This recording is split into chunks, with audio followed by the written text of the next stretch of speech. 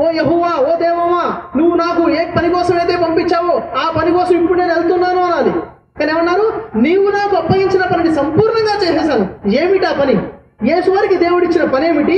యేసువారి చేసినట్టు పని ఏమిటి? యేసువారికి దేవుడు 2 పనులు ఇచ్చారు.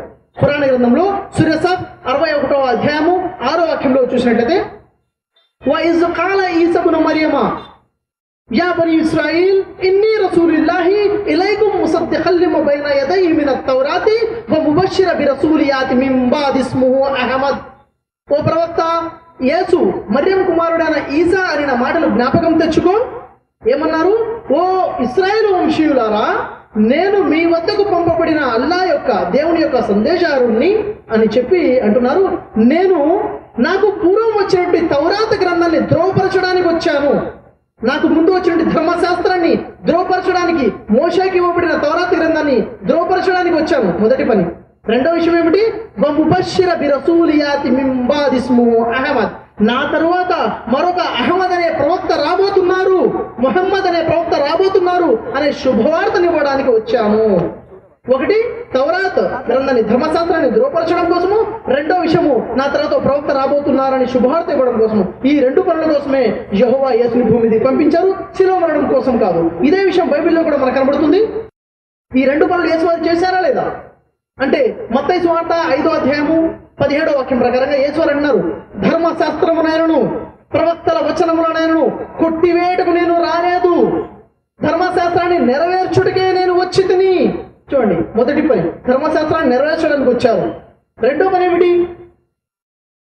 పని ఏమిటంటే యోహాను సువార్త 16వ అధ్యాయము 7 నుండి 14 వాక్యాలు చూసినట్టయితే యేసువారు అంటున్నారు, అయితే నేను మీతో సత్యము చెప్పుచున్నాను, నేను వెళ్ళిపోవటం వల్ల మీకు ప్రయోజనకరము, నేను వెళ్ళనిదే ఆ ఆదరణకర్త మీ వద్దకు రాడు, నేను వెళ్ళి ఆదరణకర్తను మీ వద్దకు పంపిస్తాను.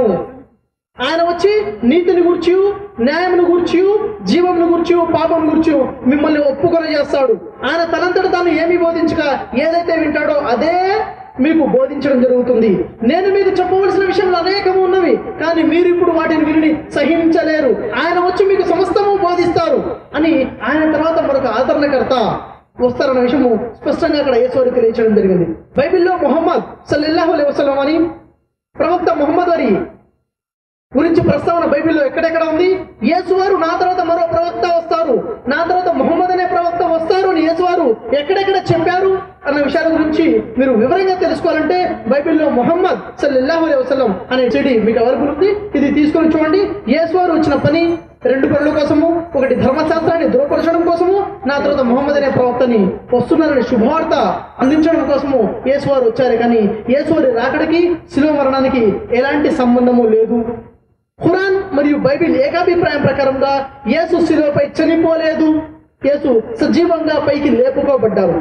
ఇన్ని ఆధారాలు చూసినప్పటికీ ఒకవేళ విశ్వసించకుండా ఎవరైనా యేసు చనిపోయాడు మా పాపాల కోసమని ఎవరైనా ఇంకనూ విశ్వసిస్తూ ఉన్నట్లయితే వారికి ఒక లేఖనము యెషయా గ్రంథము 28వ అధ్యాయము 18వ వాక్యంలో, మరణముతో మీరు చేసుకున్న నిబంధన కొట్టివేయబడును, మరణముతో మీరు చేసుకున్న నిబంధన కొట్టివేయబడును, పాతాళములో మీ ఒడంబడిక చెల్లదు.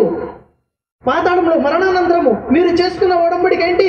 మేము పాపాలు చేశాము, మా పాపాల కోసం యేసువారు చనిపోయారు, యేసు చనిపోయాడు, మా పాపాలు క్షమించబడ్డాయి, మేము నిత్య జీవాన్ని పొందుతామన్న ఒడంబడిక పాతాళంలో కొట్టివేయబడుతుంది అని యెషయా గ్రంథం 28వ అధ్యాయము 18వ వాక్యం వెలుగులో మనం చూసాము. అయితే సోదర మహాశయులారా, ప్రేమపూర్వకంగా మిమ్మల్ని ఆహ్వానిస్తున్నాము, జాగ్రత్తగా పరిశీలించండి. ఖురాన్ ఇచ్చే సందేశమే బైబిల్ ఇస్తుంది. 2 ఇచ్చే సందేశాలు ఈ విషయంలో ఒకటి ఏమిటది? యేసు చనిపోలేదు, యేసు సజీవంగా పైకి లేపుకోబడ్డారు, యేసు 2వ రాకడ ఉంది, యేసు రానున్నారు.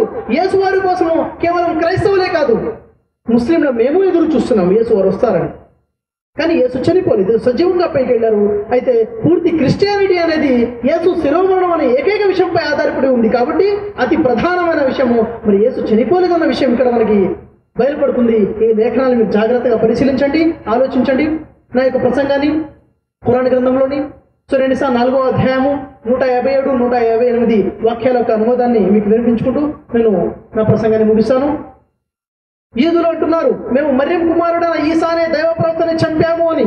వాస్తవానికి వారు ఆయనను చంపను లేదు, శిలువపైకి ఎక్కించను లేదు. వారు కేవలం భ్రమకి గురై ఉన్నారు.